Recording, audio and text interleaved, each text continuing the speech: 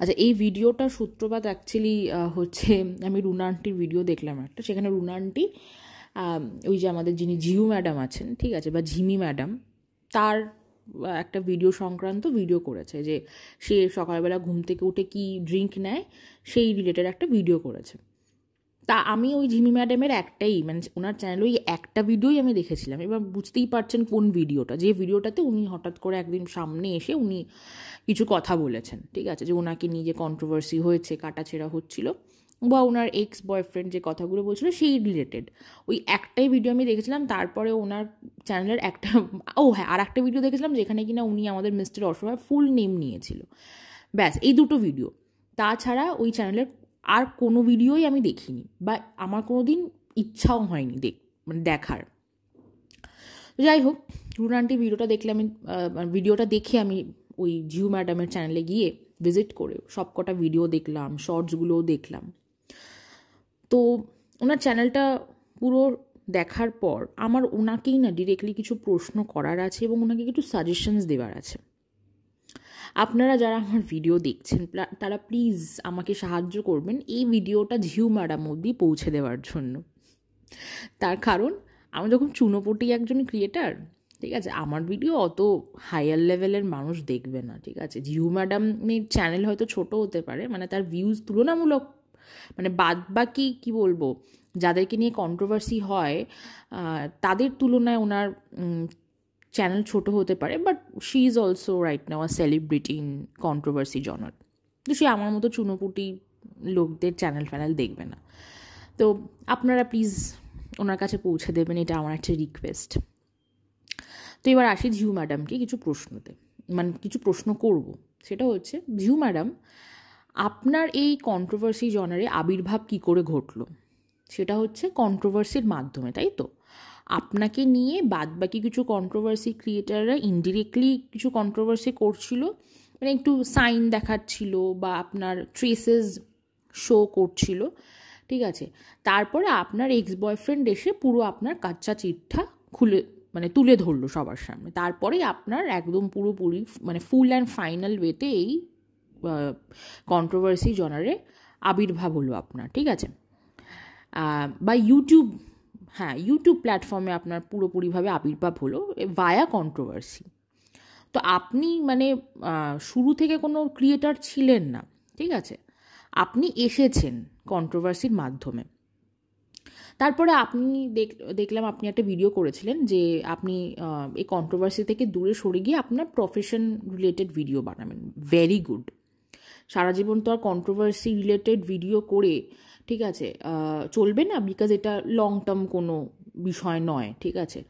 তো আপনি নিজের ট্যালেন্টটা দেখাতে চেয়েছেন, বাট আপনার যে বিষয় এক্সপিরিয়েন্স সেটা আপনি শোকেস করতে চেয়েছেন, ভালো কথা। তারপরে আপনার ভিডিওগুলো আমি যখন দেখতে থাকলাম, আমি দেখলাম যে আপনার ভিডিওতে, মানে কি বলবো, অ্যাজ আ যোগা ইনস্ট্রাক্টর আপনার যা যা রেসপন্সিবিলিটি, সেই রেসপন্সিবিলিটির 1%ও আপনি শো করছেন না। প্রথমত, আপনি যে বিষয়গুলো ক্লেম করছেন বা যে স্টেটমেন্টগুলো আপনি ক্লেম করছেন, যে এই যোগা পোজগুলো করলে পিসিওডি সেরে যাবে বা কিওর হয়ে যাবে, ওই যোগা পোজগুলো করলে থাইরয়েড কিওর হয়ে যাবে, এখানে প্রথম ভুলটা তো আপনি এখানেই করছেন। Being a yoga instructor, you should be clear যে যোগা করলে বা কোনো যোগা পোজ করলে কোনো ডিজিজ কখনো নির্মূল হয় না বা কখনো 100% কিওর হয় না। আপনি নিজে জানেন কিনা জানি না, যদি জেনে থাকেন তাহলে অবশ্যই আপনার উচিত এই কথাগুলো ভিডিওতে জানানোর, বা যদি না জেনে থাকেন তাহলে বলবো ভিডিও বানানোর আগে নিজে একটু কিছু স্টাডি করে নিন, তারপর ভিডিও বানাবেন, ঠিক আছে। যোগা করলে কি হতে পারে? যোগার ফলে বিভিন্ন যে ক্রনিক ডিজিজগুলো হয় বা লাইফ লং বা দীর্ঘস্থায়ী যে সমস্ত রোগ ব্যাধি হয়, সেগুলোকে ম্যানেজ করা যায় বা সেগুলোকে প্রিভেন্ট করা যায়। কিন্তু যোগা করে কখনো কোনো রোগ ব্যাধি কিওর হয় না। You should be very clear about all this things.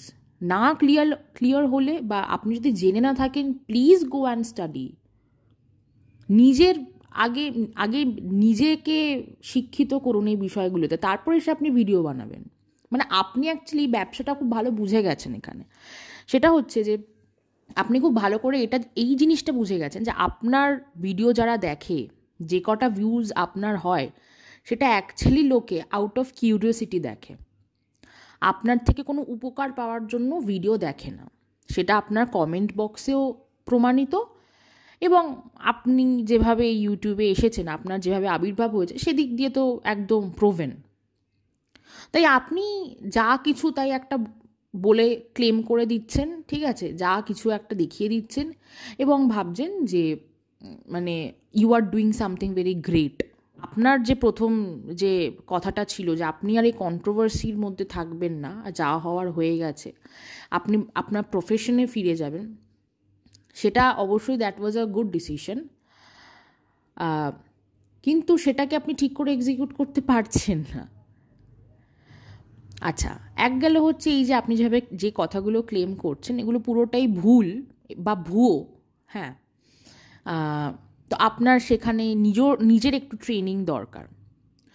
আর একটা হচ্ছে যে ক্লোদিং, যোগা বা এক্সারসাইজের আর একটা ইম্পর্টেন্ট জিনিসই হচ্ছে ক্লোদিং।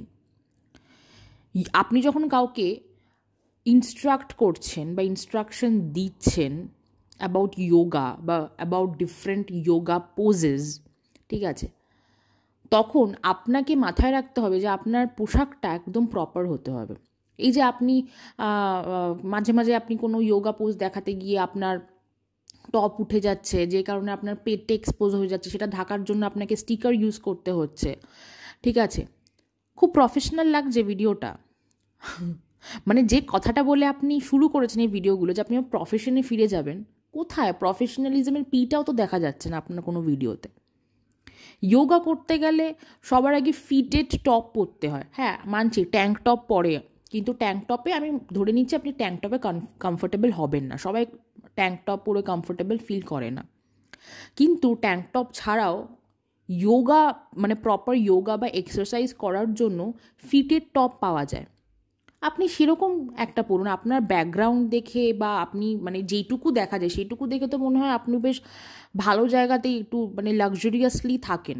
সেখানে এই যোগা মানে মানে কী বলবো, যোগা রিলেটেড জামা কাপড় কেনার তো নিশ্চয়ই সামর্থ্য আপনার আছে বা থাকবে ডেফিনেটলি, ঠিক আছে, আপনি এত কনসিয়াস এই বিষয়গুলো নিয়ে, তো এইটা আপনার মাথায় নেই।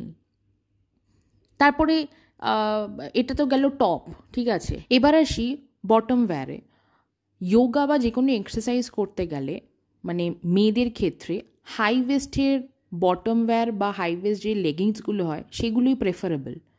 স্পেশালি যারা কিনা ক্লেম করে আপনার মতো প্রফেশনাল, মানে যারা অ্যাকচুয়ালি প্রফেশনাল হয়, তারা তাই করে, ঠিক আছে। আর আজকালকার মার্কেটে এই এক্সারসাইজ করার জন্য মানে একদম প্রপার যে আউটফিট বা অ্যাপারেলগুলো, সেগুলো ইজিলি অ্যাভেলেবেল অনলাইনে। মানে অ্যামাজন বা এরকম তো অনেক ব্র্যান্ডসও আছে যারা কিনা basically dedicated for all these yoga apparels. তো সেখান থেকে আপনি একটা অর্ডার করতে পারছেন না, মানে আপনি যে ধরনের আপার ওয়্যার এবং বটম ওয়্যার পরে যোগা ডেমনস্ট্রেট করেন, বিশ্বাস করুন একটুও প্রফেশনাল লাগে না। মানে প্রপার একটা বটম ওয়্যার পরলে বা প্রপার একটা মানে একটা সেট অফ আপার ওয়্যার এবং বটম ওয়্যার পরে যোগা বা এক্সারসাইজ করলে তাহলে টেনশন থাকে না যে আমার জামাটা উঠে যাবে, জামাটা এদিক সরে যাবে, সেদিক দিয়ে একদম টেনশন ফ্রি কমফোর্টেবল ওয়েতে তাহলে আপনি যোগা প্র্যাকটিসও করতে পারবেন এবং যদি ডেমনস্ট্রেট করেন সেটা করতে পারবেন।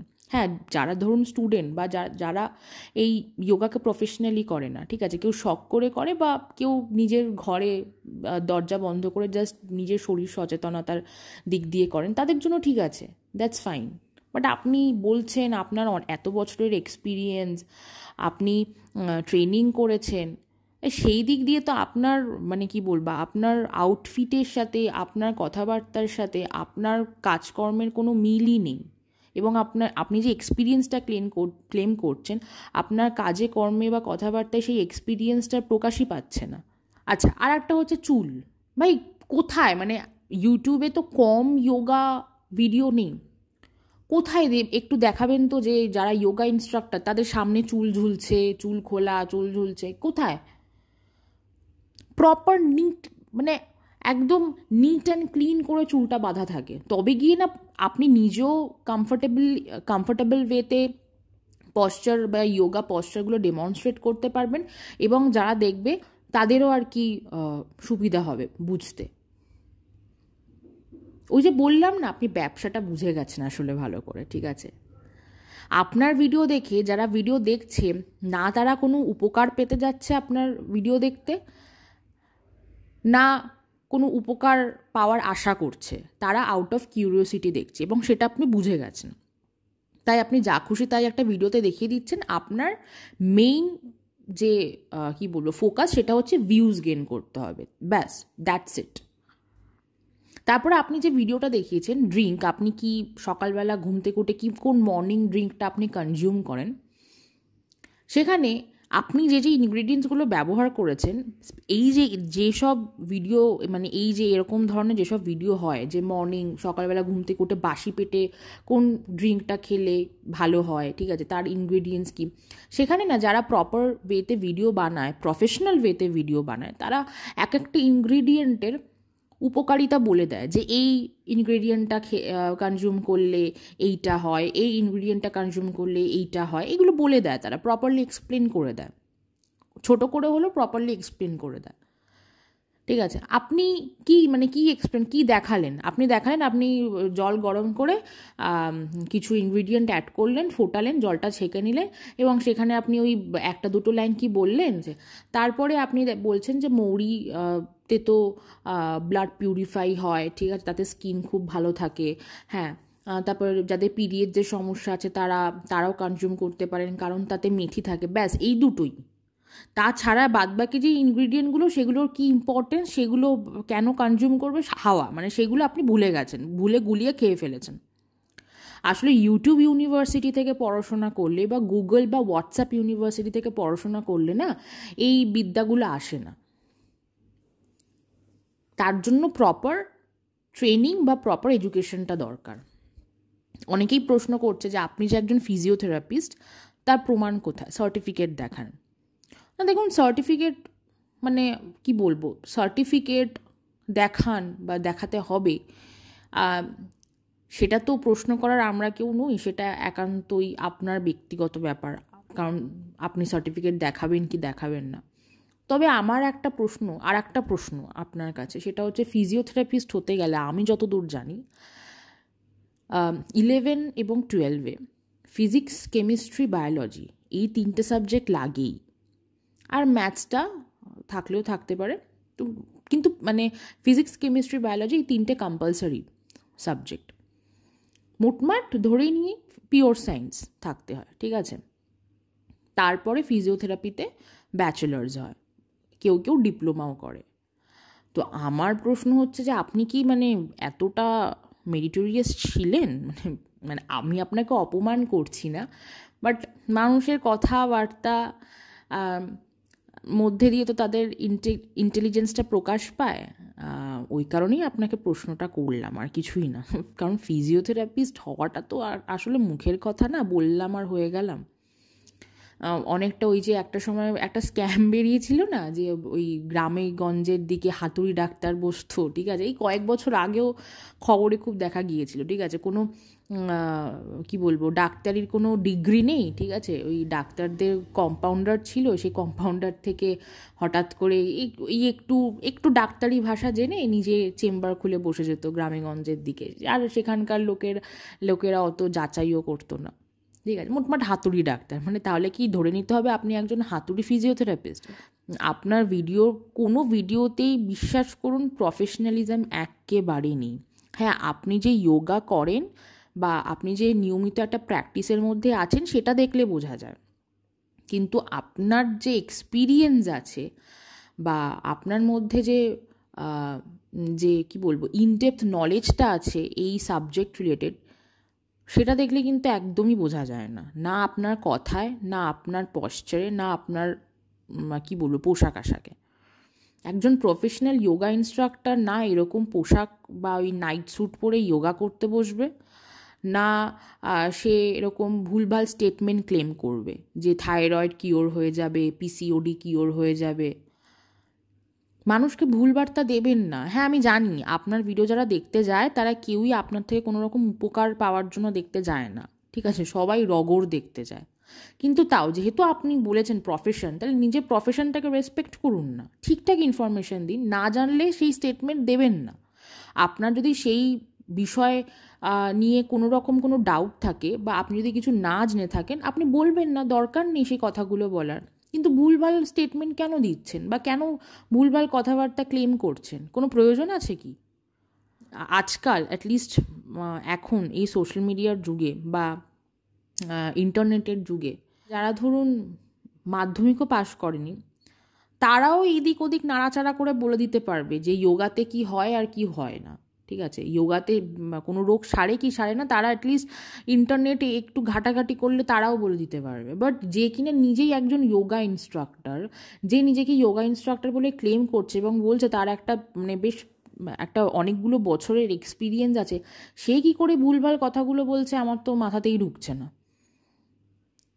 তাই বাদবাকি যারা প্রশ্ন করছে যে সার্টিফিকেট দেখান, ঠিক আছে, আপনি কি আদৌ যোগা জানেন, ঠিক আছে, মানে অ্যাকচুয়ালি আমি একেবারেই তাদেরকে ভুল বলবো না, কারণ আছে বলেই তারা আপনাকে এই প্রশ্নগুলো করছে।